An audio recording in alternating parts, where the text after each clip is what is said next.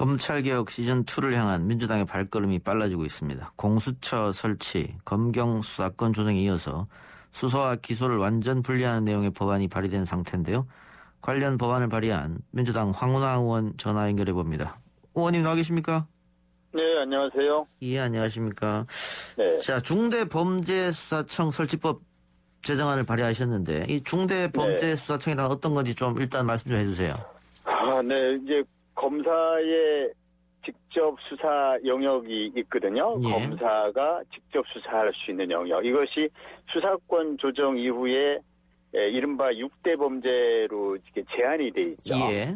6대 범죄는 이제 부경, 공선, 방대, 부패, 경제, 공직자, 선거, 방위사업, 배영범죄 이게 6대 범죄입니다. 예. 6대 범죄를 검찰에서 분리해서 그것을 이관받을 기관을 중대범죄수사청이라고 부릅니다. 예. 그래서 그런 중대범죄수사청을 새로 신설하겠다라는 게 이제 그 법안의 주 내용이고요. 왜 그렇게 해야 되느냐? 그것은 검사는 본래 한 200년 전에 이제 근대 형사사법제도가 만들어지면서 탄생했는데 그때 검사는 공소관으로 탄생한 겁니다. 예. 즉 수사기관이 아닌 공소관으로 탄생했던 것이거든요. 예. 그때도 이 공소관인 검사가 직접 수사를 하는 게 맞을까 아닐까에 대한 논란도 있었는데 그 당시에 공소관이 검사가 직접 수사를 하게 되면 필연적으로 이제 권한이 남용되고 그래서 이제 그 당시 표현으로는 그 도시의 시민들은 공포에 떨게 될 것이다라는 그런 우려가 있어서 수사와 기소는 분리되어야 한다. 이것이 지금 모든 선진 각국들의 형사사법 체계 글로벌 스탠다드입니다. 예. 네, 그래서 공소를 담당한 검사가 직접 수사하면 안 된다는 거죠. 이것이 이른바 수사기소 분리입니다. 예. 지금도 우리나라를 제외하고는 모든 선진국에서 우리나라처럼 검사가 전면적으로 수사기관화되어 있는 나라는 어느 나라도 없습니다.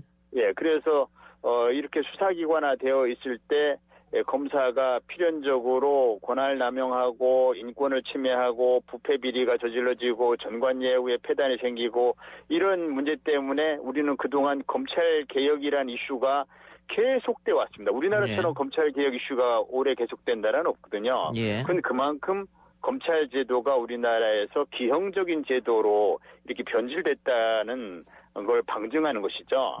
그래서 이제 우리도 선진국처럼 글로벌 스탠다드로 수사와 기소를 분리하자.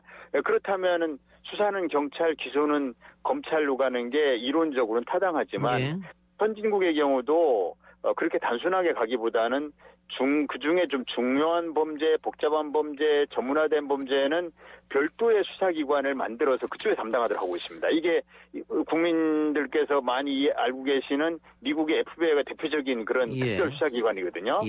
우리는 이제 이번 중대범죄수사청은 영국을 모델로 하고 있는데 영국에도 SFO 이게 이제 S라는 게 여기서 시리어스여서 좀 중요한, 중대한, 심각한 이런 의미를 갖는 거죠. 그래서 중요한 범죄를 담당한 SFO, 또 NCA라고 내셔널 크라임 에이전시인데요. NCA라는 이런 것이 전부 좀 중대 범죄를 다루는 특별 수사 기관으로 이렇게 그 영국의 경우에도 이렇게 이미 설치되어 있습니다. 그래서 글로벌 스탠다드로 가는 것이다. 이렇게 이해하시면 됩니다. 알겠습니다.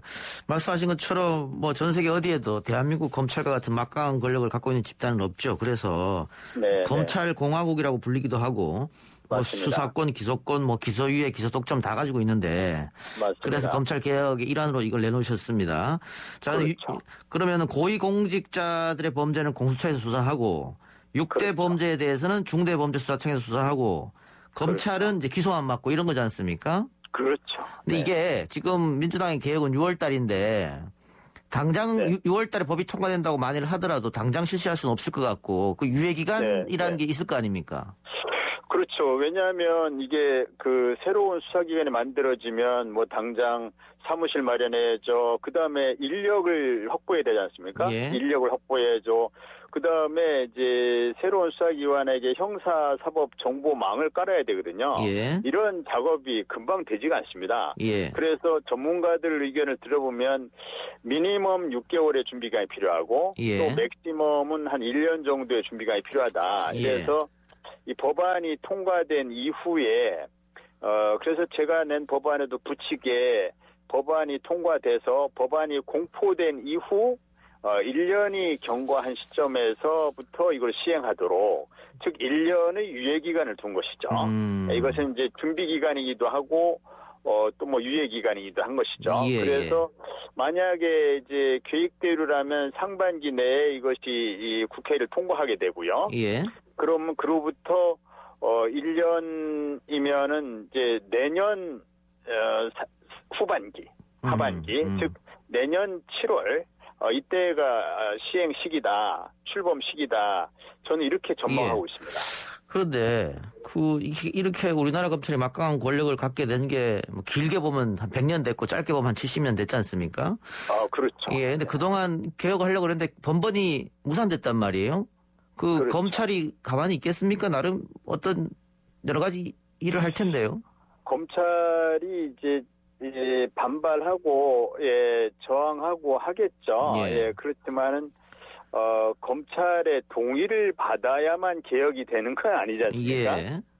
그래서 저항과 반발은 결국 검찰에게 권한을 준 사람은 국민들이잖아요. 국민들이 검찰권을 위임했잖아요. 그래서 국민들이 그 입법권, 주권을 선출 권력인 국회에 위임을 한 거지 않습니까? 그래서 국회에서 새로운 검찰 제도를 만드는 것이죠. 그러면은 검찰은 그거에 대해서 합리적인 의견을 제시할 수는 있지만 무리한 반발을 하는 건 국민들이 용납하지 않겠죠. 우리나라가 뭐 검찰 나라는 아니지 않습니까? 대한민국 주인이 국민이잖아요. 그러니까 국민들이 검찰 제도를 만들 수도 있고 없앨 수도 있고 검찰의 규모를 줄일 수도 있고 늘릴 수도 있고 검찰에게 이런 권한을 줄 수도 있고 뺏을 수도 있고 검찰의 본연의 역할을 뭘로 규정할 수도 있고 전부 주권자인 국민이 결정하는 것이지 검찰이 뭐 하늘로부터 뚝 떨어진 권한을 행사하는 게 아니잖아요. 그래서 그러한 저항과 반발은 어느 정도 예상은 되지만 모든 구체제, 이른바 앙시행 레짐이 무너지는 과정에서 어느 정도의 구체제에서 기득권을 누렸던 사람들의 저항과 반발은 다 있어 왔습니다.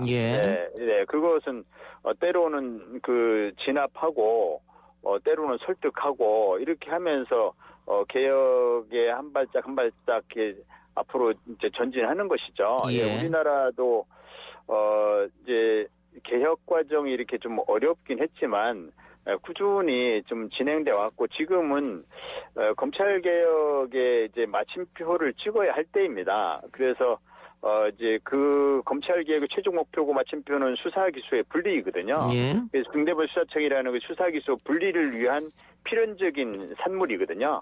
그래서 저는 뭐 검찰이 이러한 시대 정신, 국민들의 검찰 개혁에 대한 열망을 이해하고 그래서 협조를 해주리라고 기대하고 있습니다. 윤석열 총장도 지난 인사청문회 때 검찰 본연의 역할은 소추에 있다라고 인정했었습니다. 검찰 본연의 역할은 누구나 다 공소제기, 공소유지, 즉 소추 기능에 있다는 걸 검찰도 다 인정할 겁니다. 부인할 사람은 없습니다. 수사와 기소를 같이 한다는 게 상식적으로 말이 안 되는 건 맞습니다만. 말이 안 되죠.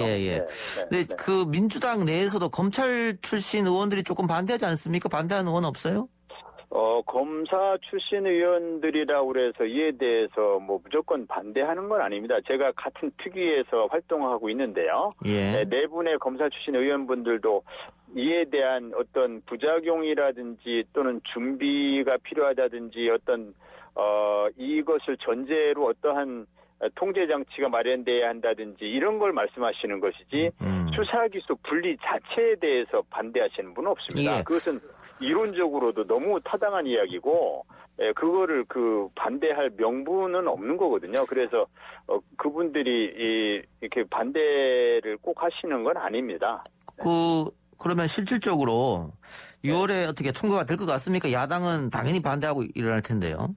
야당도 사실 정치적인 계산으로는 뭐 이렇게 정부 여당이 하자는 대로 끌려갈 수는 없기 때문에 반대하는 건 이제 필요하고, 또 지금 이제 정치적인 지형이 야당과 보수 언론과 검찰이 일종의 그 연대를 하고 있는 상황이지 않습니까? 그러다 보니까 야당이 반대를 할 수는 있지만, 그러나 야당 의원들도 개별 의원들 속마음은 반대하고 싶은 마음이 없을 겁니다. 왜냐하면 검찰권 남용의 피해자는 여야를 가리지 않거든요. 예. 그래서 그걸 알 겁니다. 검찰권이 남용되면 그것은 피해자가 여야를 가리지 않고, 그 다음에 뭐 사실은 국민 모두가 잠재적인 피해자일 수 있고, 그 또 민주주의 체제를 위협하는 것이고, 그런 형사사법 체계의 불신을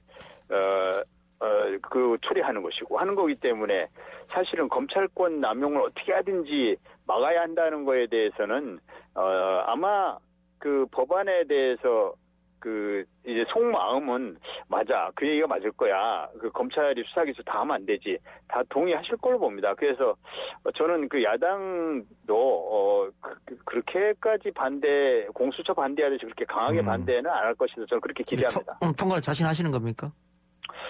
네, 뭐 또 국민 여론도 이제 이 부분을 잘 설명드리면, 처음에는 이제 좀 생소하게 생각하실 수도 있겠지만, 이게 글로벌 스탠다드구나, 그리고 검찰권 남용이 사실 문제는 문제지, 이렇게 이해하시면 국민 여론도 지지하실 거고, 국민 여론이 지지하시고 하면 야당도 어느 정도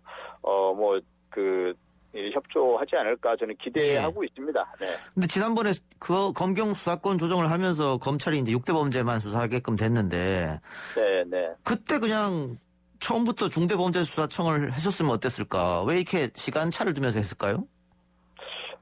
그게 이제 그 처음에 이 수사, 경찰, 기소, 검찰로 완전히 이제 분리하는 것을 시행하기는 좀 무리가 있다라는 판단을 하다 보니까, 그러니까 단계적으로 가야 한다.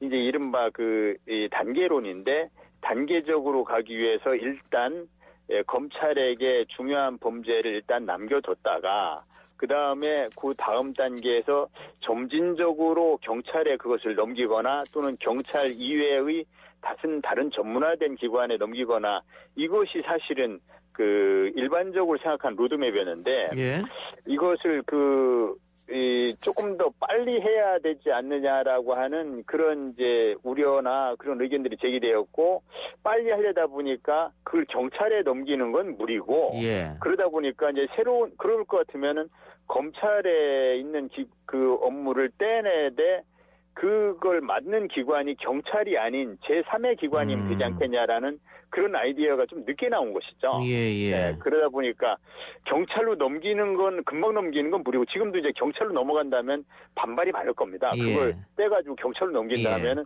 공감받기 어렵거든요. 그런데 이제 중대범죄 수사를 경찰이 아닌 제3의 기관으로 하고, 그걸 이제 특히 법무부로 한다면, 저는 우려가 많지만 법무부로 하면 안 된다고 생각하지만, 법무부로 한다면 아무래도 이제 저항이 최소화되겠죠. 그러다 보니까 이제 그런 아이디어들이 이제 나오면서 조금 이제 탄력을 받게 된 것이죠. 아까 유예 기간 얘기했었는데, 그 유예 동안 수사 공백이 있지 않겠느냐, 한동안은 뭐 그런 우려도 하는 것 같아요. 근데 이제 공백은요, 이렇게 생각하셔야 됩니다. 우리나라는 형사처벌 과잉 국가입니다. 그러기 때문에 검찰이 하는 수사 중에는 과잉 수사가 많거든요. 근데 꼭 필요한 수사는 해야죠. 꼭 필요한 수사는 검찰이 하든 뭐 공수처가 하든 경찰이 하든 누가 해도 합니다.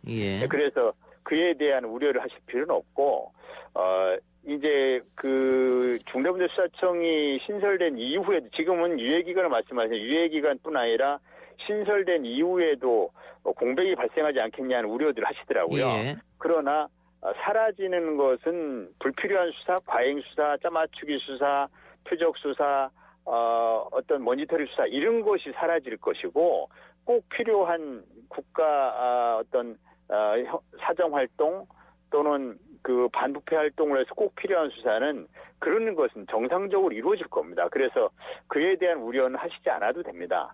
예, 알겠습니다. 의원님 오늘 말씀 여기까지 듣겠습니다. 네, 감사합니다. 예, 고맙습니다. 지금까지 더불어민주당 황운하 의원이었습니다.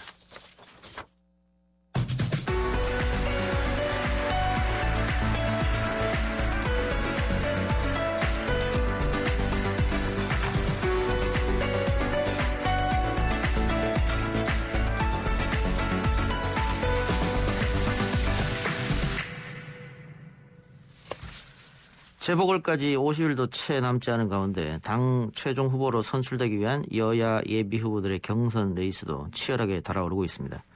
저희 방송에서는 여야 각 지역의 예비 후보들 차례로 만나보는 시간 마련하고 있죠. 오늘은 국민의힘 서울시장 예비 후보로 나선 오세훈 후보 만나보겠습니다. 후보님 나와 계십니까? 네, 안녕하세요. 반갑습니다. 네, 안녕하십니까. 자, 서울시장 나가기로 결정하시고 저희하고 첫 인터뷰시니까 일단 출마의 변부터 한번 들어보죠. 예, 간단히 말씀드려서 이번은 정상적인 선거가 아닌 보궐선거죠. 예. 네, 그러다 보니까 임기가 1년밖에 되질 않고요.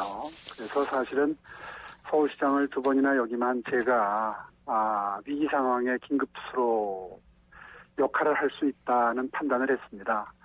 실제로 처음으로 일을 하게 되면 한 몇 개월 정도는 업무 파악하느라고 아마 시간을 많이 소모해야 될 겁니다. 그렇겠죠, 예. 예, 그런 의미에서 들어가자마자 특히 보궐선거는 인수위 준비 기간이 없거든요. 예. 네, 4월 7일 날 선거가 끝나면 4월 8일 날 아침부터 의사결정을 해야 됩니다. 예. 네, 그런 의미에서 특히나 이 코로나19 여러 시민 여러분들이 정말 불편하고 고통 속에 계시기 때문에 제가 또 마음의 빚도 좀 있지 않습니까? 그래서 제가 역할을 하는 게 바람직하지 않을까 하는 판단을 했습니다. 알겠습니다. 오늘 각종 포탈에 그 후보님 이름하고 올림픽이 같이 떴더라고요. 네. 예. 그 2032년 올림픽 유치를 하겠다. 이런 안을 갖고 나오셨네요. 네, 그렇습니다. 사실 88 올림픽을 거치면서 우리 대한민국의 경제 규모가 4배로 커졌습니다. 예. 이게 하나의 스포츠 이벤트로 간단한 것 같지만 사실 굉장히 국제적인 브랜드 인지도 올리는 데 도움도 되고요. 예. 수출이나 각종 그 경제 효과가 정말 상상 이상입니다. 아시다시피 지금 경제가 매우 안 좋습니다. 예. 그래서 우리가 자체적으로 노력하는 것도 물론 필요하겠지만 만약에 2032년 올림픽 유치가 가능만 하다면 정말 대한민국 제2의 도약의 기회를 만들 수 있다는 심정으로 이번 정부 들어서 사실 그 2년 전에 평창 동계 올림픽 치르면서 예. 남북 공동 개최를 약속을 했는데요. 서울 평양 공동 올림픽으로 아이디어가 처음 시작이 됐는데 지금 상황은 남북 대화가 지금 좀 단절된 상태이기 때문에 예. 이 공동 개최가 쉽지 않으니까 서울 단독으로라도 개최를 해서 개최를 하기 위해서는 지금부터 유치 노력이 정말 절실한 때입니다. 예. 이번 1년 동안은 그 추진위원회를 구성을 해서 대한체육회와 함께 재계와 함께 정말 각고의 노력을 기울여야 우리에게 차례가 오거든요. 예. 이번에는 아시아 쿼터입니다. 2032년도가. 예. 그래서 우리 경쟁 도시들이 대부분 아시아 도시들인데요. 서울시가 반드시 유치를 해서 경제 대도약의 기회로 삼겠다 하는 취지입니다. 예. 근데 후보님도 아시겠지만 이 빅스포츠 이벤트 무용론을 제기하신 분도 계세요. 또 개최권을 딴 국가에서 반납하는 경우도 생기고 그런 회의론에 대해서는 어떻게 보세요? 사실 올림픽위원회의 원칙은 한 번 개최했던 도시의 경우에는 과거에 썼던 시설물을 다시 그대로 재활용하는 걸 권장하고 있습니다. 예. 새로 시설물들을 만들게 되면 투자가 많이 들어가죠. 예. 그런데 이제 한 번 개최했던 도시에서 다시 하게 되면 예. 올림픽위원회, 국제올림픽위원회에서도 그 적자나는 거는 바라지 않습니다. 예. 그렇기 때문에 원래 있던 시설의 재활용을 권유하는 것이고 가점이 있는 걸로 알고 있습니다. 예. 그런 차원에서 우리 서울시가 다시 개최할 수 있다면 그 흑자 대회를 만드는 여러 가지 그 주변 환경이 좋은 거죠. 기존의 시설들을 활용하겠다 이 말씀이네요. 그렇죠. 최대한 네. 활용하는 게 지혜롭겠죠. 뭐 올림픽이 또 새롭게 새롭게 시작하려면 또 적자가 될 수 있으니까 알겠습니다. 예. 그렇습니다. 갑자기 기사에 떠서 제가 한번 질문지 없는 걸 한번 드려봤고요. 네. 그 정책적인 문제 좀 여쭤보죠. 부동산 역시 이야기가 서울에서는 가장 핫할 텐데 네. 후보님 공약도 역시 공급론입니까? 주택 안정을 위해서? 예. 네, 다른 후보와 차별화되는 것은 다른 후보들은 물량 중심으로, 목표 중심으로 공약을 하는데요. 예. 안철수 후보 같은 경우에는 74만 6천 가구를 5년 내에 공급하겠다 이런 식인데요. 사실 제가 보기에는 터무니없습니다. 예. 1년에 공급되는 양이 맥시멈이 있고요. 최대치가 있고요. 그래서 사실은 저는 방법을 많이 강조합니다. 예. 취임하고 사실은 1년짜리 시장이지 않습니까? 예. 그래서 5년의 비전을 제시하는 것도 물론 필요하지만 저도 했고요. 그러나 1년 동안 당장 들어가서 풀어서 서울시 단독의 힘으로 할 수 있는 물량이 꽤 됩니다. 예. 지금 지구단위 계획 핑계를 대면서 차일피일 인허가를 미루고 있는 물량이 거의 10만 호에 가깝습니다. 이것만 들어가자마자 바로 풀고 첫삽을 뜰 수 있도록 최대한 서둘러도 중앙정부와 무관한 물량을 최대한 많이 확보할 수 있는 방법들이 있거든요. 예. 네, 그런 방법들을 지금 제시하고 있습니다. 예. 알겠습니다. 청년 종합 공약도 발표하셨던데, 네. 그것도 잠깐 설명해 주시죠. 네, 사실 청년들이 가장 관심이 있는 건 취업이지요. 예. 그래서 청년 취업 사관학교라고 해서 대학 교육, 취업을 위한 기초 지식을 쌓는 것과 산업 현장에서 필요한 미스매칭이라고 그러죠. 이게 일치하지 않기 때문에 생기는 취업난의 부분들이 있습니다. 예. 이런 부분은 취업을 준비하는 분들 한 분 한 분 우리 청년들이 노력을 기울인다고 해서 되는 게 아니기 때문에 예. 특히 최첨단 과학기술, 다시 말해서 인공지능이나 빅데이터, 핀테크, 블록체인, 가상현실 이런 기술들은 서울시가 온오프라인 교육 플랫폼을 만들어서 무료로 교육을 받을 수 있도록 해서 국내 취업뿐만 아니라 외국의 예를 들어서 아마존이나 애플 같은 기업에서도 이런 분야는 굉장히 사람을 구하기 위해서 노력할 정도로 사람이 부족하거든요. 예.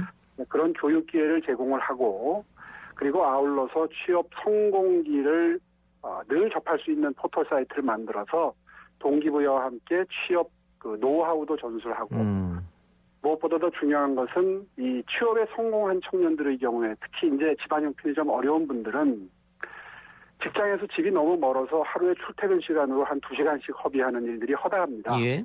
그래서 취업에 성공해서 일을 하는 청년들의 경우에 중위소득 120% 이하, 그러니까 경제 형편이 좀 어려운 가정의 청년들에게 취업 초기에 10개월 동안 월 20만 원씩 생애 한 번에 한해서 20만 원씩 주거비를 보조해드리는 그런 사업이 지금 진행이 되고 있습니다. 예. 근데 그게 1년에 5천 명밖에 안 돼서 사실 실효성이 많이 떨어져서요. 저 같은 경우에는 10배로 늘려서 한 5만 명 정도에게 이런 혜택을 드림으로써 예.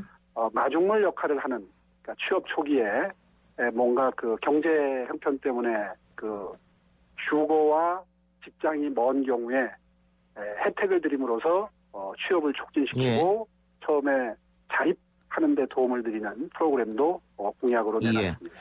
그러니까 취업을 위해서 청년 취업 사관학교를 만들고 또 각종 정보를 제공해서 포털을 설립하고 또 주거비를 보존해주기 위해서 생애 한 번 10개월간 월 20만 원, 200만 원을 지원하겠다 이런 말씀이신데 예. 선거 때마다 결국은 돈으로 해결하려는 거 아니냐 이런 주장도 있습니다. 왜냐하면 후보님뿐만 아니고 다른 후보들도 다 어떻게 현금 지급 이런 얘기를 하고 있으니까. 네네. 그런데 그런 오해를 불식시키기 위해서 제가 이제 무조건 드리는 게 아니라 예. 자립하기 위해서 최대한 노력해서 일을 어떤 형태로든 하고 있는 청년에게 약간 부족한 마중물의 역할을 할 수 있도록 한다는 취지를 말씀을 드렸고요. 예. 제 복지 철학은 그렇게 일관돼 있습니다. 이번에 또 시장이 되시면 역시 또 코로나와 함께 가야 되지 않습니까? 네. 정부에서 제공하는 것은 정부가 제공하는 대로 있고 또 서울시에서 따로 또 어려운 분들을 위해서 돈을 풀어야 될 경우도 생길 텐데 지금 경기도 같은 경우에는 전 도민에게 10만 원씩 뭐 지난번 네. 박 전 시장 그렇게 하지 않았습니다만 혹시 그런 것도 지금 염두에 두고 계십니까? 저는 그런 구상은 아직까지는 없고요. 예.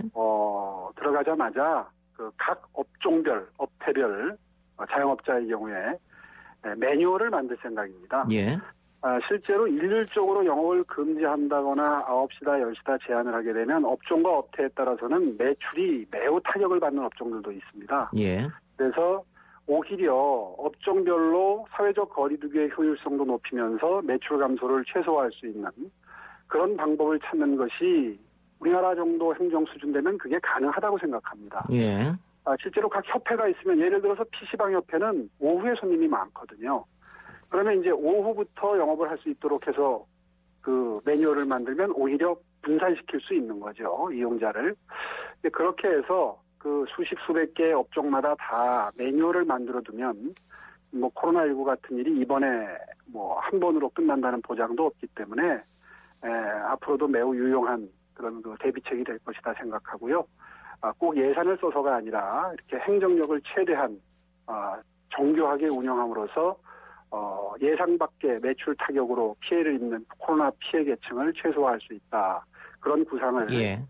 취임하고 바로 실행에 옮기겠습니다. 알겠습니다. 제가 질문 드린 이유는 지금 예. 정치권에서 그렇고 국민들도 그렇고 재난지원금이 뭐 선별이나 보편이냐 이걸로 논란도 있고 여론조사하면 또 팽팽하게 맞서더라고요. 그래서 후보님은 거기에 대해서 어떤 의견을 갖고 계시는지 여쭤보려고 들어봤습니다.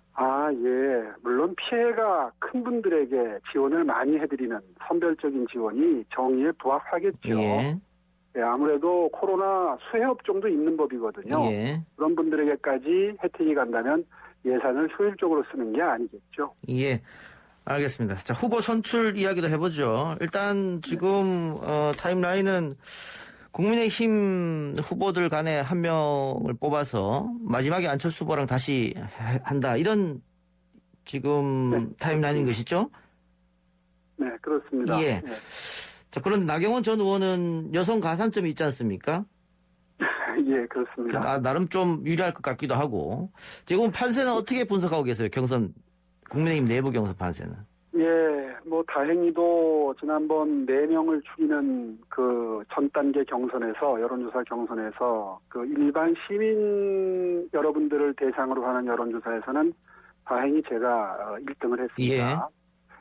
그 여세를 몰아서 더욱 겸손하고 치열한 자세로 노력한다. 이런 마음가짐이고요. 그 이후에 또 여러 가지 정책도 제시하고 지금 이제 본격적인 토론이 시작이 됐습니다. 네, 그 과정을 통해서 어느 후보가 정말 준비된 후보인지 많이 알리는 게 도움이 될 거라고 생각을 합니다. 근데 지금 여론조사를 보면 민주당의 박영선 후보가 나왔을 경우에 국민의힘 후보는 1대1 대결에서 패하는 걸로 나오고 안철수 후보만 이기는 걸로 나오거든요. 근데 이런 조사들이 자꾸 나오게 되면 결국은 마지막 여론조사할 때 조금 불리해지지 않겠습니까?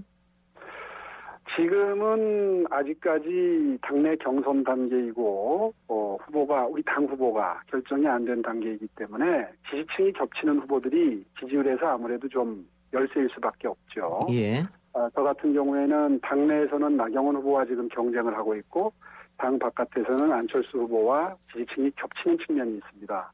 아시다시피 제가 중도 우파 내지는 뭐 따뜻한 보수 이쪽으로 분류되는 그런 결과들이 여론조사에서 많이 나오기 때문에 현재 여론조사는 그런 그 불리함을 반영한 여론조사일 수밖에 없고요.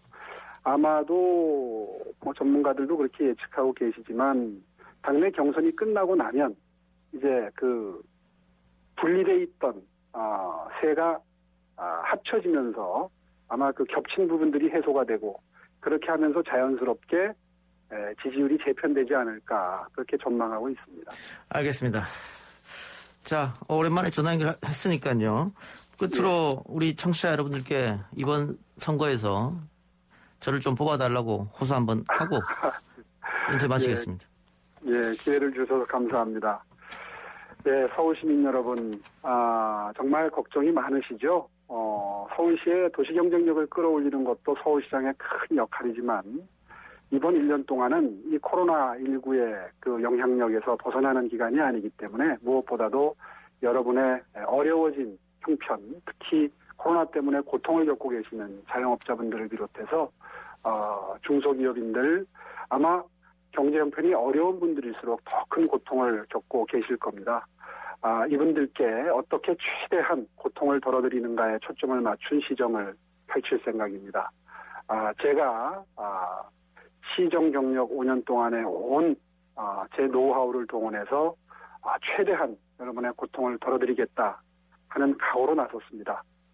꼭 지지해 주셔서 다시 한번 제가 일을 하면서 여러분께 준 마음의 빚, 임기를 마치지 못한 저의 마음의 빚을 갚을 수 있는 기회를 주셨으면 정말 좋겠다 하는 생각을 합니다. 부탁드리겠습니다.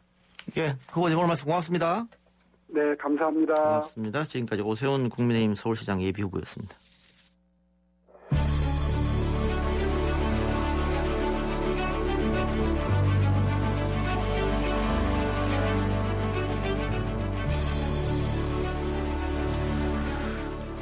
YTN 라디오 이동희 뉴스 정면승부 2부 시작합니다. 매주 수요일 원로의 해안을 통해 정치사회 이슈를 바라봅니다.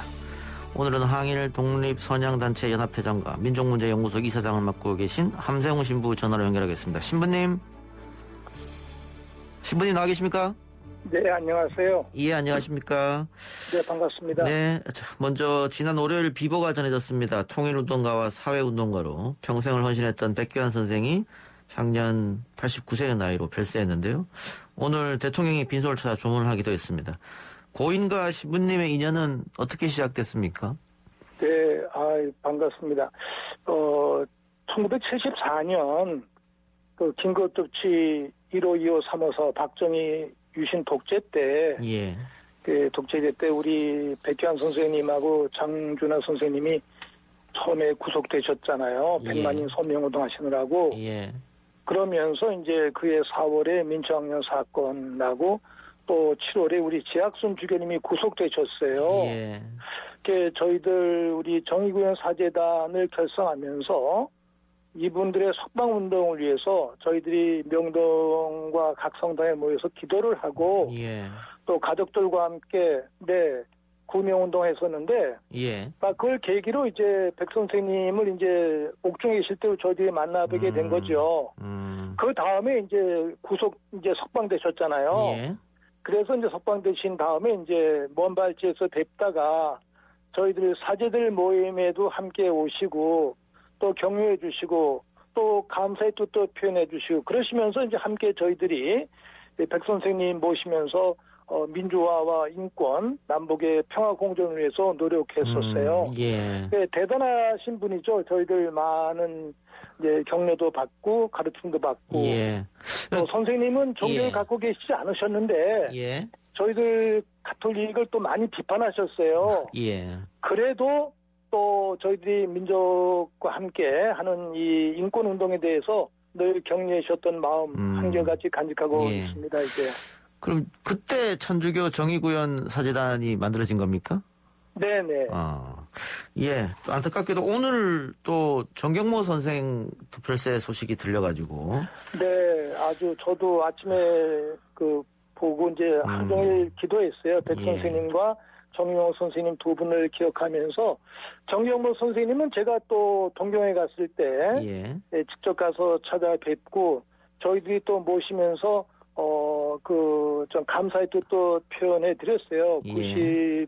97년에서 2000년 사이에 꼭 한번 교국에 오시기를 그렇게 바라셨었는데 여의치 않아가지고 늘 저희들이 정경모 선생님과 그 부인과 아드님 또 자녀들께 좀 역사적 빚을 진 것이 되겠죠. 예. 그러나 하늘나라에서 저희들 모두를 위한 민족을 위한 아마 전달자 되시를 확신하면서 기도 올립니다. 말씀하신 것처럼 정경모 선생도 끝내는 고국당을 밟지 못하고 이국당에서 눈을 감으셨는데 네. 이렇게 민주화 운동 하셨던 분들 또 통일운동의 별들이 세월을 이기지 못하고 하나둘 사라져가는 그 모습 보면 신부님 같은 동지로서 또 존경하는 사람으로서 굉장히 마음이 좀 아프시겠어요? 네, 후배로서 마음이 아픈데 예. 우리 선배 세대들의 아름다운 삶과 노력 저희들이 본받으면서 더 열심히 해야 되겠다 생각이 되고 저도 언젠가 세상을 떠날 텐데 또 예. 우리 동지들과 후배들이 그 뜻을 이어서 간다면 예. 물론 선배들 가시고 저희들 가지만 그 뜻은 대대에 아름답게 후손들에게 전달되어야 생각이 듭니다. 예. 그런 마음으로 기도하고 살아갑니다. 백기환 선생이 이야기했던 노나매기 세상이라는 게 무엇인가요? 네, 아주 아름다운 삶인데 예. 함께 일하고 함께 잘 살고 또 올바로 잘 사는 세상을 이룩하자라는 말씀인데 저는 이 말씀을 들으면서 성경 말씀과 똑같은 거예요. 예. 그래서 사실 백기환 선생님은 어떤 의미에서 이제 무종교인이라고 본인이 말씀하셨는데 예. 이런 기성 종교에 속하지는 않으셨지만 백성 선생님의 마음속에 양심 안에는 아름다운 인간성이 있어요. 그 인간성이 종교의 씨앗과 뿌리가 아닌가 생각하면서 이 백 선생님이 주창하셨던 이러한 내용이나 사셨던 삶이 가장 아름다운 종교적 가치를 가지고 있다. 이렇게 생각하면서 이 가르침, 노나매기는 바로 성서의 핵심입니다. 이제 예. 이런 내용을 가지고 우리 모든 그리스도인들, 우리 결례가 같이 나눈 삶을 살면 참 좋겠어요. 예, 알겠습니다. 백기환 정경모 선생의 그런 뜻을 계속해서 기리도록 하고요. 다른 주제 여쭤보겠습니다. 네. 지난 9일 개성공단 재개선은 범국민연대 출범식이 있었는데 그 자리에 함신부님도 상임대표로 참석을 하셨습니다. 개성공단이 재개돼야 하는 이유는 어디에 있을까요?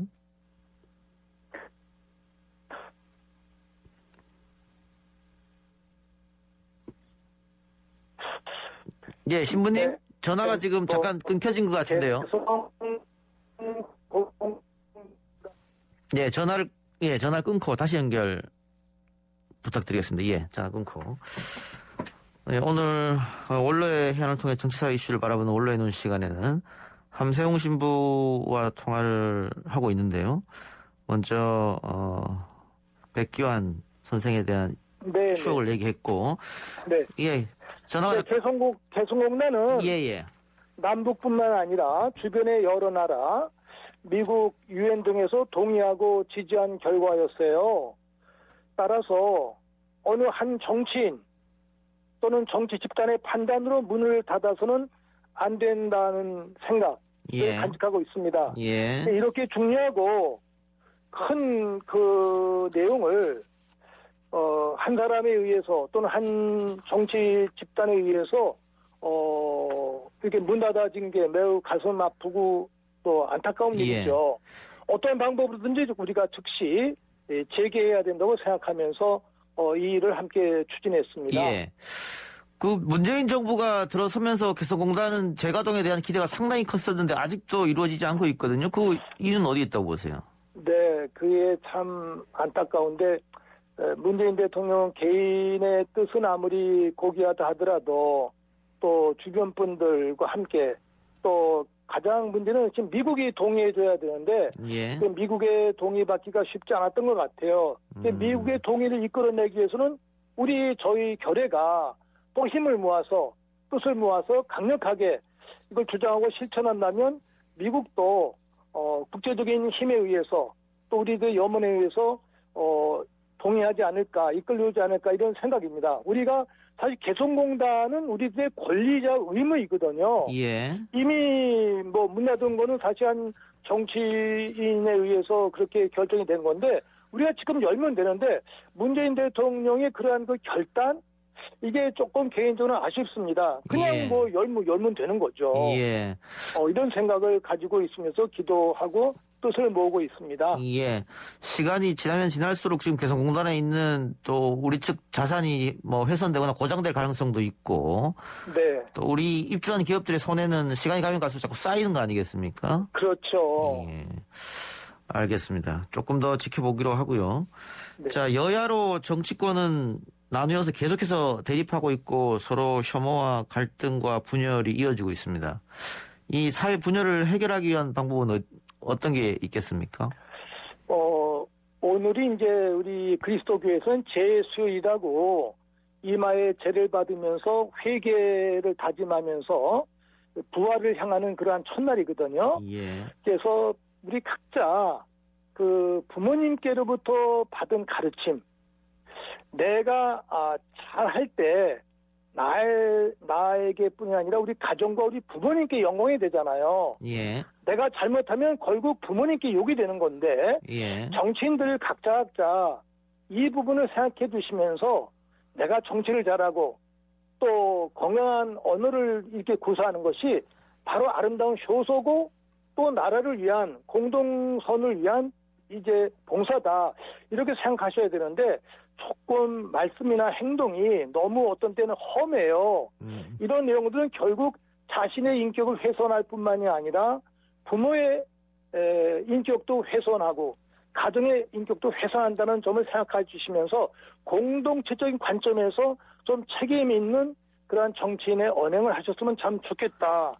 정치인으로서 첫 발을 시작하셨을 때 지녔던 각자의 꿈이 있었을 거예요. 예. 그 꿈을 아름답게 잘 실천해 주시기 바라면서 정말 우리 결의 모두에게 또 인민 모두에게 큰 희망을 주는 언행을 하셨으면 참 좋겠다고 생각하면서 호소합니다. 예. 그리고 이 기회에 또 언론도 서로 싸우면서 독자들을 편갈라서 자극하는 기사를 싣고 있는데 그런 건 사실 언론인으로서 자제해야 될 뿐만이 아니라 또 기사 내용이나 정치인들이 말씀하신 내용을 보면 한국 사회의 미래가 참 암담해 보이는데 우리 각자에게 언론인 개개인은 물론 우리 각자에게 희망을 주는 또 아름다운 삶을 주는 그러한 식의 기사를 만들어내고 또 이끌었으면 참 좋겠다라는 말씀 언론의 각성 또 이 기회에 촉구하고 싶습니다. 예, 정치권과 언론의 각성을 요구하셨고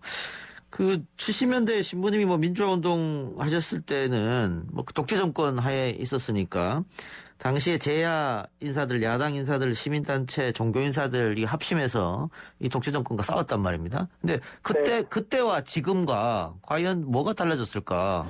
제 생각에는 이제 그 시대에는 조금 단순화된 사회 같아요. 예.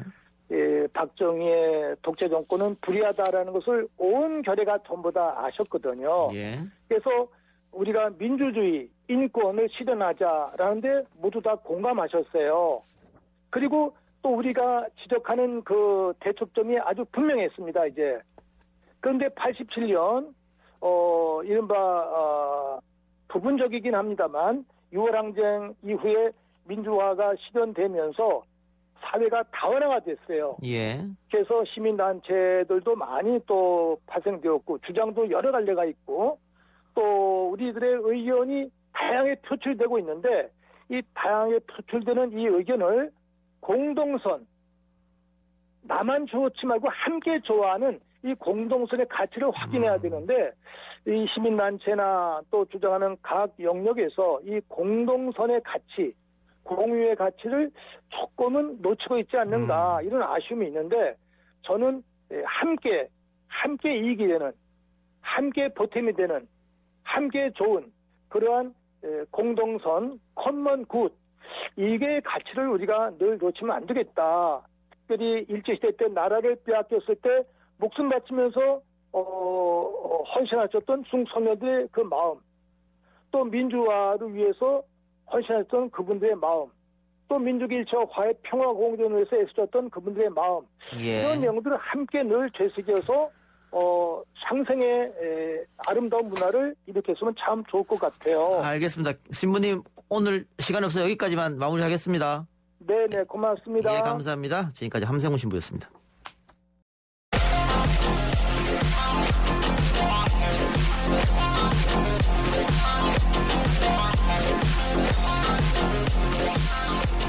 YTN 라디오 이동의 뉴스 정면승부 3부 시작하겠습니다. 오늘 나온 뉴스를 언박싱 해드립니다. 기자 언박싱. 오늘은 아주경제 김태현 기자 연결합니다. 김 기자님. 네, 안녕하십니까. 김태현입니다. 코로나19 상황 정리해 주시겠습니까? 네, 0시 기준 국내 코로나19 신규 확진자가 621명이 늘었습니다. 누적 84,946명입니다. 이날 신규 확진자의 감염 경로를 보면 지역 발생이 590명, 해외 유입이 31명입니다. 지역 발생 확진자 역시 지난달 10일 이후 최다를 기록하면서 600명에 육박을 했고요. 확진자가 나온 지역을 보면 서울 247명, 경기 147명, 인천 21명 등 수도권이 총 415명입니다. 그리고 수도권 지역 발생 확진자는 최근 200명 안팎까지 떨어졌지만 다시 400명대로 올라왔고요. 그 주요 감염 사례를 보면 충남 아산 귀뚜라미 보일러 제조 공장을 고리로 한 집단 발병 규모가 연일 커지고 있습니다. 예. 지난 13일 첫 확진자가 나온 지 불과 4일 만에 최소 100명 이상으로 늘어났고요. 그리고 순천향대학교 서울병원과 관련해서는 확진자가 23명 더 늘어서 누적 140명이 됐습니다. 예, 서울도 굉장히 오랜만에 또 많은 확진자가 쏟아졌고, 전체적인 확진자도 지금 걱정되는 상황인데, 지금 현재 시간, 라이브 실시간 확진자 수 봐도 역시 많거든요. 네, 우리 설 이후에 뭐 가족 모임, 그리고 약간 이제 뭐랄까 방역에 대한 어떤 경각심이 좀 떨어진 게 아니냐라는 이제 오늘 말도 나왔는데 조금 더 이제 경각심을 가져야 되지 않나라는 생각이 들고 있습니다. 이렇게 확진자가 다시 증가하면은 지금 비수도권 1.5단계, 수도권 2단계 내린 것은 또 다시 올릴 수도 있겠습니다. 네, 일단은 조금 더 지켜봐야겠지만 이런 추세라면은 가능성이 전혀 없는 얘기는 아닙니다. 예, 걱정이 좀 되는군요. 알겠습니다. 백신 얘기 좀 해볼까요? 아스트라제네카 백신 국가 출하 승인했고 품질 검정이 다 완료됐죠? 네, 그렇습니다. 식약처는 아스트라제네카의 코로나19 백신이 오늘 국가 출하 승인된다고 밝혔습니다. 백신은 품목 허가와는 별개로 유통 또는 시판되기 전에 품질을 검증하는 국가 출하 승인 절차를 거쳐야 합니다. 아스트라제네카의 경우 아스트라제네카 코로나19 백신은 지난 10일 식약처 품목 허가를 받은 뒤에 국가 출하 승인 절차를 받아왔습니다. 이와 함께 식약처는 품목 허가를 신청한 화이자의 코로나19 백신의 경우 3월 첫째 주 이후에 허가를 완료한다는 계획을 세웠습니다. 예, 알겠습니다. 정치권 이야기 좀 해보겠습니다. 일단 공수처 이야기부터 할까요? 공수처 인사위 추천 기한이 연장됐네요. 그렇습니다. 오늘 김진욱 공수처장은 여야 인사위원 추천과 관련해서 2월 28일로 기한을 연장해 야당 측에 재요청할 것이라고 밝혔습니다. 야당이 재요청 기한까지 위원을 추천하지 않으면 어떻게 대응할 것이냐고도 이제 질문이 나왔는데 아마 야당이 그러지는 않을 것 같다. 내부 사정이 있어서 조금 늦추는 거 아닌가 싶다라고 설명을 했습니다.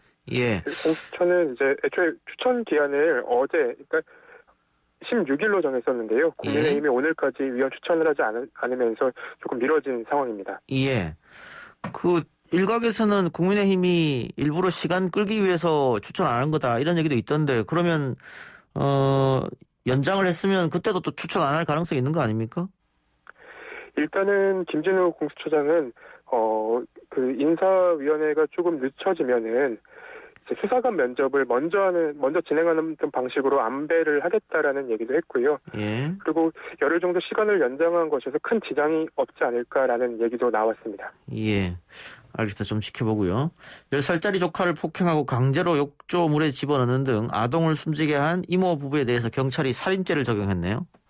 그렇습니다. 오늘 경기 남부경찰청과 용인 동부경찰서는 숨진 10살 A양의 이모인 B씨와 그리고 이모부를 살인과 아동복지법상 신체적 학대 혐의로 검찰에 송치한다고 밝혔습니다. 예. B씨 부부는 지난 8일 오전 9시 30분쯤부터 경기도 용인시에 위치한 자신들의 아파트 화장실에서 조카 A양이 말을 듣지 않고 소변을 가리지 못한다는 이유로 예. 플라스틱 파리채 등으로 마구 때리고 손발을 끈으로 묶은 뒤에 머리를 물이 담긴 욕조에 10여 분간 강제로 넣었다가 빼는 등 학대에 숨지게 한 혐의를 받고 있습니다. 예. 경찰은 이들 부부가 훈육을 이유로 A양을 상대로 지난해 12월부터 도합 20번이 넘게 폭행과 그리고 두 차례가 넘게 물을 이용한 아동 학대를 한 것으로 결론을 내렸고요.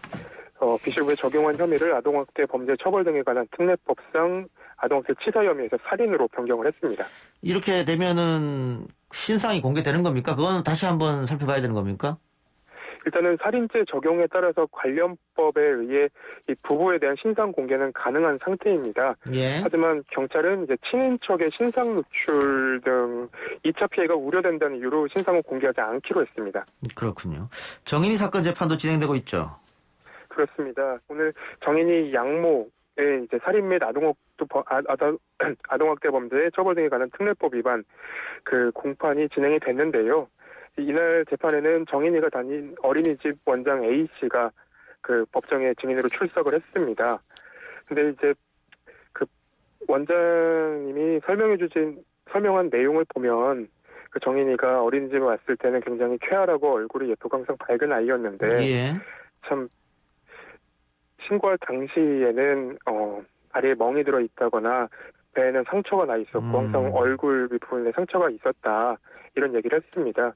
그러면서도 이제 등원을 마지막으로 했을 때에는 손과 발이 너무 차가웠고 아이가 마치 모든 걸 포기한 모습이었던 것 같다라고 예. 얘기를 했고요. 정인 양은 이제 그 다음 날 사망한 것으로 알려졌습니다. 예. 뭐 정인양 얘기하면 많은 분들이 또 안타까워하시니까 뭐 재판 결과는 조금 더 지켜봐야겠죠, 아직? 네, 일단은 증인 신문이 여러 번 남아 있어서요. 조금 더 지켜봐야 될 것 같습니다. 예. 헌재가 26일 임성근 부장판사 탄핵 소추안에 대한 변론 준비 기일을 진행합니다. 네, 헌재는 26일 오후 2시 헌재 소심판정에서 임 부장판사 탄핵소추 사건에 대한 변론 준비기를 진행합니다.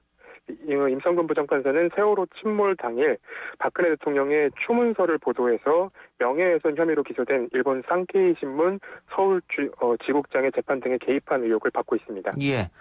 그러나 뭐 그 임기가 이제 한 2주밖에 안 남았기 때문에 헌재가 어떻게 결정할지는 조금 더 지켜봐야겠죠.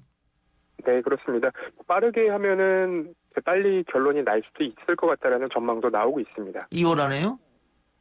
2월 안에 나오는 거는 조금 어려울 수 있지만 어렵겠죠. 예, 예. 네, 그렇습니다. 예, 알겠습니다. 오늘 기자 언박싱 여기까지 듣죠. 지금까지 아주경제 김태현 기자였습니다. 수고하셨습니다. 네, 감사합니다.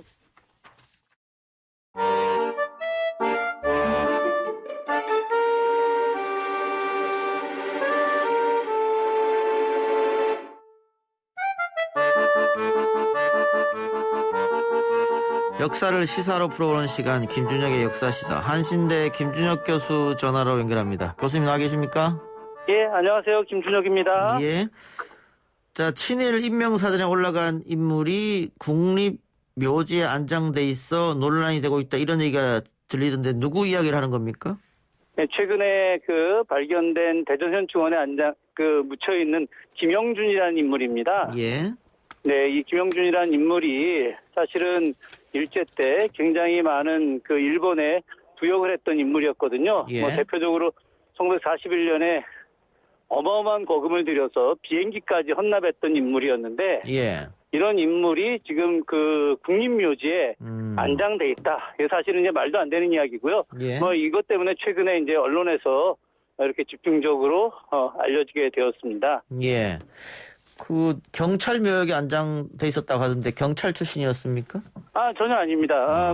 경제인이었었거든요. 예. 그런데도 이제 당시에 애국단원이라고 하는 이름으로 활동을 했었거든요. 예. 우리가 예전에 이제 경찰력이 부족했을 때 당시 이제 애국단이라고 하는 이런 사설 단체 같은 것들이 만들어지지 않았겠습니까? 예. 우리가 과거에 이제 제주 4.3 항쟁 당시 이런 소위 서북 청년단들이 예. 경찰의 업무를 대행하듯이 당시 1948년도에 여순 항쟁 당시에 당시 경찰의 업무를 대신하는 애국단이 만들어지면서 그런 일을 했었기 때문에 그래서 경찰 묘역으로 안장을 하게 된 것이죠. 예. 그런데 그동안은 이 사실이 알려지지 않았던 모양이죠? 예, 그렇죠. 사실은 이 김영준이라는 사람이 원래 이제 죽고 나서 여수시의 대둔동이라고 하는데 묻혀 있었거든요. 예. 그리고 또 이제 관련된 가족들은 모두가 다 일본으로다가 집단 이주를 하게 됐었어요. 어허. 그렇기 때문에 그냥 이 사람의 묘소가 당연히 여수에 있는 것으로 생각을 했었던 거죠. 예. 그러다가 이제 2007년도에 이제 대전 현충원으로다가 이전을 이제 은밀하게 하게 됐던 것이었거든요. 예. 그러면서 이제 여기 여수에 있던 묘소가 대전의 현충원으로 갔다더라 하는 이야기가 좀 나타나게 됐고 이 여수 지역에 역사의 벗들이라고 하는 그런 이제 역사를 공부하고 또 역사의 진실을 밝히려고 하는 단체에서 계속해서 이제 추적을 하게 돼서 대전 현충원에 이제 경찰묘역에 이 묘소가 있게 된 것을 이제 확인을 하게 된 거죠. 예. 김영준 이외에도 애국 단원으로 분류돼 경찰 묘역에 안장된 인물이 더 있다면서요? 뭐 이응주라든가 하는 그 몇 명의 인물들이 있는데요. 예. 사실은 뭐 이 애국단원뿐만이 아니라 뭐 잘 알고 있겠지만 그 백선엽 같은 인물들도 역시 마찬가지로 예. 그런 국립묘지에 있게 됐고 과거에 수많은 친일 행적을 했던 인물들이 아시겠지만 국립현충원에 지금 안장되어 있죠. 안장이라는 표현이 참 부적절하죠. 예. 예. 그들이 이제 정말 역사의 죄인임에도 불구하고 그들이 국립현충원에 묻혀 있다라고 하는 것은 민족의 비극이 아닌가 생각을 합니다. 예, 말씀하신 것처럼 만주군 상위 출신 김동화, 일본군 헌병 5장 출신 김창룡, 그리고 밀정 출신 우덕순, 간도 특설대 출신 이용, 김대식, 김석범, 그리고 역시 간도 특설대 송석하, 신현준, 일제 고등경찰 출신 홍병식, 이런 정말로 친일에 앞장섰던 매국노들이 국립현충원에 지금까지 안장돼 있으니까 이걸 과연 우리 후손들에게 어떻게 설명해야 될지 잘 모르겠습니다. 사실은 이 문제는 매우 심각한 문제라고 할 수 있습니다. 조금 전에도 말씀하셨듯이 서울현충원하고 대전현충원 두 곳에 백선엽부터 시작해갖고 친일 반민족 행위자가 무려 12명이나 지금 있거든요. 예. 사실 이런 문제가 있다라고 하는 것 자체가 말이 안 되는 일들인데 이들이 이제 과거에 친일 행위를 갖다가 한국전쟁 기간 혹은 그 당시에 좌우 합작의 좌우 분열의 시대에서 좌익을 이제 탄압하는 전사로 등장을 하지 않습니까? 예. 그래서 이들이 어떻게 보면은 지금 현재 극우 보수 세력들이 주장하는 대한민국 건국의 주체 세력들로 이제 둔갑을 하게 된 것이고 특히나 이제 한국전쟁 기간에 북한과 맞서 싸운 나라를 지킨 애국자로 이제 변모를 하게 되면서 과거 친일의 흔적들을 완전히 지워버리게 되는 거죠. 그러다 보니까 이들이 이제 친일의 역사는 완전히 사라지고 애국의 역사로 이제 둥갑을 하면서 이들이 이제 국립현충원에 묻히게 되는 그런 이제 정말 비극적인 일이 벌어지는 거죠. 예. 사실 우리가 이제 물론 이 사람들이 한국전쟁 기간에 좌우 대립 속에서 나름의 어떤 역할을 했던 것에 대해서 인정을 할 수 있다 하더라도 그럼에도 불구하고 어떤 친일 행위를 한 부분에 대해서 이것까지 완전히 없애버리고 그들의 행위를 미화하는 이런 일들은 사실은 우리가 지금 현 민주정부에서 새롭게 바꾸어내야 될 가장 의미 있는 일 중에 하나라고 저는 생각을 합니다. 예. 정치권의 논쟁은 그러나 여전한 것 같습니다. 파묘 얘기도 나오는데 절대 안 된다는 얘기도 있고요. 어쨌든 오늘 김영준이라는 인물에 대해서 얘기했었는데 그 김영준이 사망한 게 여순 사건 때라면서요. 네, 그렇죠. 당시에 이제 김영준은 여수 지역 내에서 엄청난 부를 형성하고 있었습니다. 예. 당시 사람들이 살아 있었다고 한다면은 삼성과 같은 재벌이 됐을 거다라고 이야기할 정도였고요. 당시 전라남도의 상공회의소 회장까지 했었던 인물이었거든요. 그런데 이제 이 사람이 서울에 있다가 큰형 생일이 여순 항쟁 당시에 큰형 생일이어가지고 내려왔다가 이제 당시 어떤 좌익 세력들한테 잡혀가지고 그 세력들이 친일 행위자였기 때문에 그들이 이제 김영준을 갖다가 이제 처단을 하게 됐던 것이었죠. 예. 그래서 그때 죽음을 하게 된 겁니다. 예. 과거에는 여순 반란 사건이라고 명명됐다가 최근에는 여순 사건, 여순 항쟁 이렇게 부릅니다. 여순 사건에 대해서 좀 설명이 필요할 것 같습니다. 사실은 여순 항쟁이라고 하는 것이 과거에는 조금 전에 우리 이동영 작가님께서도 말씀하셨지만 완전히 빨갱이 혹은 국가 전복 세력 그래서 반란이라고 하지 않았겠습니까? 예. 그런데 지금 최근에 연구에 의하게 되면 1948년에 이승만 정권이 단독 정부를 수립하려고 했었지 않습니까? 예. 이 군정과 함께 그래서 당시 제주도에 있는 도민들이 단독 정부 수립을 갖다 반대하는 과정에서 이제 항쟁을 일으키게 됐고 그 항쟁의 어떤 과정에서 바로 이제 여수 순천 지역에 있었던 당시 남노당 중심으로 혹은 또 이 남노당에 가입했던 군인들이 과거 독립운동을 했던 그런 군인들이었는데 이들도 역시 마찬가지로 어떤 남한만의 단독 정부 수립은 의미 없는 일이고 통일 정부가 되어야 된다라고 해서 단독 정부 수립에 반대하는 그런 이제 걸기를 하게 되는 것이고 그런 과정에서 이제 군인들이 총을 들고 나와서 단독정부 수립을 찬성하는 군대와 맞붙게 된 것이 결국 이제 여순 항쟁이 됐는데 예. 그 과정에서 이제 굉장히 많았던 그 여수 순천 지역에 있었던 그런 그 요즘으로 치면 시민들이 되겠죠, 그죠? 예. 같이 합류를 하게 되면서 단순하게 군대의 어떤 그 항쟁만이 아니라 전 어떤 시민들의 권리가 같이 이루어지는 항쟁으로 변하게 된 것이 바로 이제 여순 항쟁으로 이제 이야기될 수 있는 것이죠. 대한민국 그 단독 정부, 남한만의 단독 정부 수립 반대. 그리고 게다가 당시 이승만 정부가 제주도 있는 공비 소탕 명령을 내렸습니다만은 이게 양민들이 굉장히 많았기 때문에 당시 그렇죠. 당시 뭐 그 무려 10분의 1이라고 하는 엄청난 인원이 당시 제주도에서 돌아가시게 됐죠. 그러니까 14년대 군인들이 대한민국 군인이 대한민국 국민을 어떻게 살해할 수 있겠느냐, 뭐 이런 것 인해서 명령 불복 정부 이렇게 해서 반란이 났다. 막 옛날에는 뭐 이렇게 얘기했었습니다만은 최근에는 이제 교수님 말씀처럼 재평가가 이루어지고 있습니다. 그리고 정치권에서도 움직이고 있는데요. 네네.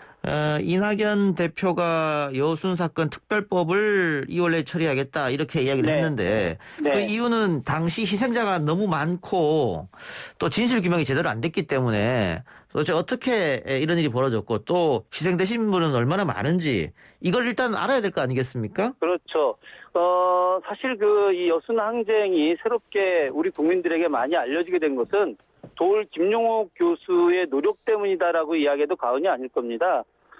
재작년에 도울 김용옥 교수가 우린 너무 몰랐다라고 하는 책을 내지 않았겠습니까? 예. 그때 이제 여순 항쟁과 관련된 진실을 밝혀내는 작업을 하게 됐고 그 과정에서 여수 순천 지역에 있었던 정말 억울하게 희생됐던 분들의 가족들이 과거 거의 한 70년 가까이 누명을 쓰고 살았는데 이 부분에 대해서 명예회복을 요구하기 시작을 했고요.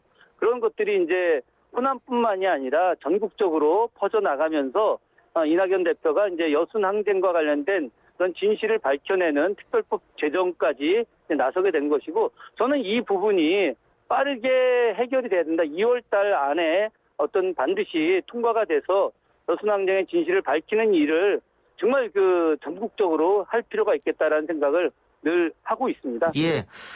그 특별법에 혹시 교수님이 생각하는 꼭 들어가야 할, 포함되어야 할 부분이 있습니까? 당시에 이 특별법에 반드시 들어가야 될 내용 중에 하나라고 하는 것은 과거 집단 학살, 그런 집단 학살을 명령했던 사람들에 대해서 정확하게 밝히고 그리고 그들이 과거에 있었던 엄청난 명예와 부에 대해서 정확하게 그것을 폐지하는 내용 같은 것들이 들어가야 될 거라고 좀 생각을 하고요. 특히나 여순 항쟁과 관련된 집단 학살의 어떤 현장들을 보게 되면 굉장히 충격적입니다. 제가 재작년에 여수에 갔다가 택시를 탔는데 기사님께서 제가 이제 여순 항쟁지 참혹하게 죽은 터들을 좀 알려달라고 했더니 두 군데를 저를 데리고 가시더라고요. 그러면서 지금까지 전혀 알려지지 않았었다. 그리고 이런 곳이 정말 수십 곳이 넘는다. 그런데 이제 겨우 2곳 밝혀냈다라고 이야기를 하셨거든요. 택시기사님이 정말 평범한 시민이었음에도 불구하고 분노에 차서 말씀을 하셨는데 이번 특별법을 통해서 여수 순천 지역에서 돌아가셨던 분들의 그런 여러 공간을 정확히 밝혀내고 그것들에 대해서 명확하게 비를 세우고 그 부분들을 갖다가 이렇게 알릴 수 있는 그런 내용들까지 다 구체적으로 포함이 되기를 진심으로 희망을 합니다. 제주도는 4.3 항쟁 위령탑도 있고 기념관도 있고 그러거든요. 여수나 순천에는 그런 게 아직 없나 봅니다. 전혀 없습니다. 전혀 없습니까? 학생들 데리고 갈 때마다 제주도 4.3 기념관을 반드시 들립니다. 굉장히 잘 만든 곳이거든요. 그것은 그간의 제주도민들의 노력과 희생이 있었기 때문에 가능했던 일이었고요. 저는 여수 순천 지역도 마찬가지로 잘못된 역사를 갖다 회복하고 그리고 이를 기념해서 민주주의 시대, 통일 시대로 나아가는 어떤 매우 중요한 교육 기능을 할 수 있는 공간이 반드시 마련돼야 된다고 생각을 합니다. 예, 알겠습니다. 자, 앞서 잠깐 했던 이야기로 다시 돌아와서요. 국립묘지에 묻혀있는 친일파들을 강제 이장하는 것은 현행법상 불가능하죠? 예, 현재로서는 안타깝게도 불가능합니다. 그럼 국회에서 특별법 이것 아니면 안 되겠네요? 그렇죠. 사실은 이 부분과 관련해서 반드시 특별법이 만들어져야 되고요. 우리나라 국민들이 아유 이제 그런 덮고 가지 이제는 예. 이런 이야기 이것은 더 이상 무의미한 이야기입니다. 예. 나치 처단하는 유럽의 어떤 국가들을 명확하게 이해해 주시기 바랍니다. 예. 예. 그러네요. 나치 처단하는 유럽을 보면 우리랑 좀 비교가 되긴 합니다만. 근데 만일 그 특별법을 만든다고 하면 분명히 반대하는 정치 세력도 있을 건데요. 저항이 만만치 않을 텐데요. 저는 상당히 많이 있을 거라고 봅니다만은 그런데 이제 과거에 권위주의 시대의 어떤 국민들이라고 한다면은 그 예. 부분에 대해서 그냥 대충 넘어가자라고 할 수도 있겠지만 지금 21세기 대한민국의 국민 수준이 굉장히 높은 수준으로 올라갔고요. 또 그 특별법을 통해서 진실을 밝히고 거기에 더해서 국립묘지에 안장됐던 친일 세력들이 파묘돼서 나오는 부분에 대해서 저는 이제 많은 국민들이 이해하고 인정할 거라고 생각하기 때문에 정치권에서 일부 반대가 있다 하더라도 의미 있게 관철돼서 잘 전개될 것이라고 생각을 합니다. 예. 또 하나는 가짜 국가 유공자에 대한 이야기도 많습니다. 그러니까 네, 굉장히 많이 예. 있죠. 네. 국가 유공자 중에서 공적 심사가 제대로 이루어지지 않은 것, 셀프로 자기가 심사해서 자기를 그런 경우들 굉장히 많이 있죠. 예. 당시에 이제 그 공무원들한테 뇌물을 주고 허위 서류를 만들어서 예. 애국자로 둔갑하고 독립유공자로 둔갑한 사례들은 예. 아주 굉장히 많이 있거든요. 예. 실제로 이런 부분에 대해서 이제 좀 시간이 걸리고 또 예산이 들어간다 하더라도 전문가들을 동원해서 아주 면밀한 조사를 해서 잘못된 부분들은 독립유공자 자격을 박탈하고 거기에 대한 그런 처벌도 함께 이루어져야 된다고 생각을 합니다. 예. 그러니까 과거에 친일 행적이 뚜렷한데 독립운동을 한 것으로 둔갑해서 국가유공자가 돼버린 사람도 분명히 있단 말이죠. 그것도 지금 살펴볼 필요가 있고 네. 반대로 독립운동을 했으나 기록이 없어서 네. 또 국가유공자가 안 된 분들도 있지 않습니까? 근데 그런 분들도 많이 있죠. 근데 지금 보니까는 그런 케이스는 후손들이 자기들이 나서서 자신의 조상들이 독립운동한 것을 증거들을 모으던데 그게 개인이 과연 그렇게 해서 모을 수 있을까? 이 국가가 좀 나서줘야 되지 않나 그런 생각도 좀 들어요. 실제로 그것을 갖다가 개인이 하기 굉장히 어렵습니다. 예. 제 선배님 집안 같은 경우가 경기도 화성 지역에서 굉장히 대단히 뛰어난 독립운동을 했었었는데 기록이 남아있지 않아서 인정을 받지 못했었거든요. 예. 그러다가 예전에 이제 조선총독부 건물 안에 있었던 캐비넷 안에 그것이 제대로 이제 밝혀지지 않았었는데 우연찮게 발견됐는데 그 안에서 그 집안의 독립운동 기록이 나오면서 독립운동 인정을 받았거든요. 예. 저는 아직도 많은 서류들이 분명히 존재할 것이라고 생각하고 이 부분은 정부가 나서서 독립운동을 했음에도 불구하고 제대로 인정받지 못한 그런 분들에 대해서 다시 추서 작업을 할 수 있게 도와줘야 된다고 생각합니다. 교수님 오늘 말씀 고맙습니다. 네, 고맙습니다. 김준혁 교수였습니다.